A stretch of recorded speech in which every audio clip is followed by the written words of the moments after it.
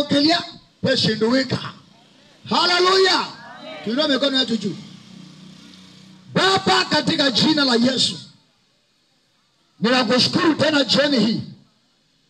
Ninakupa sifa zote na heshima mfalme.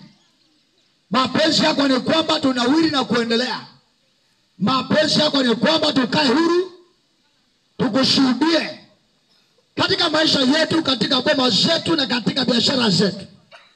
Na kushukuru kwa yote ambaye amenisikia.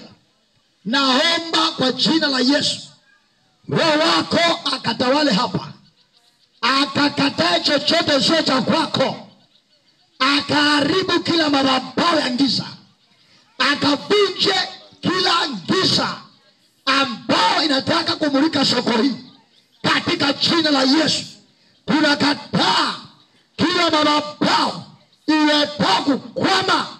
Tunaharibu kila sauti iletayo kuzuia watu. Kila sauti inayosema kuna kusonga. Kila sauti inayoshika huyo kijana sipenye. Kila sauti inayoshika huyo mama siendelee. Kila sauti inayoshika huyo mzee asiweze kudhibitishwa. Kila sauti inayopinga wapendwa kupenya ikawe chini kwa jina la Yesu.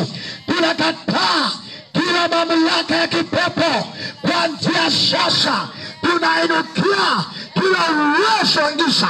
Tunavunja kila mfahamisho wa kipepo katika jina la Yesu. Tunatangaza anga ya utukufu wa Kristo. Tawala maeneo haya. Heshimika soko hii. Onekana maeneo haya. Tawala maeneo haya katika jina la Yesu. Tunakataa kila vizuizi. Tunakataa kila uovu. Tunakataa kila ngome zipigana na watu wako mjuu katika jina la Yesu. Na kila chama cha kipepo cha kurejesha watu nyuma na kuwashika wagonjwa wasipenye, tunaziondoa kwa jina la Yesu. Na mkuu wa anga wa maeneo haya wamkamata mateka kwa jina la Yesu. Tunamwamrisha kuachilia watu wa Mungu, kuachilia boma za watu wa Mungu, kuachilia biashara za watu wa Mungu, kuachilia watoto wa watu wa Mungu katika jina la Yesu.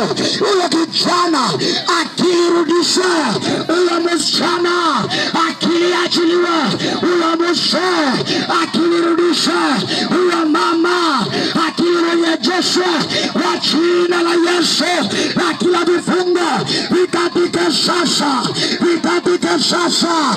Watangaza nuru, watangaza ukuu wako, watangaza nguvu zako kwa jina la Yesu.